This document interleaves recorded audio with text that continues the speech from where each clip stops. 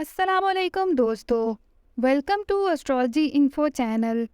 आपका दिन कैसा रहेगा? 15 मई 2023। अगर आपने चैनल को अभी तक सब्सक्राइब नहीं किया तो प्लीज़ चैनल को सब्सक्राइब करें और बेल आइकन को प्रेस कर दें। तो शुरू करते हैं सेजिटेरियस यानी बुर्ज कौस से।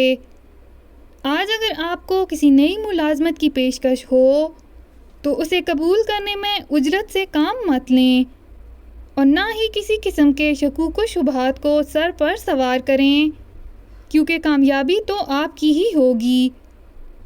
दूसरों से गुफ्तगू करते वक्त बेहतरीन अल्फाज का इंतखाब करके बाआसानी कामयाबी समेट सकेंगे, लेकिन इन तमाम मामलात से बढ़कर आपके शरीके हयात की मुशावरत बहुत मुफीद साबित हो सकती है, जिसे नज़रअंदाज ना करें।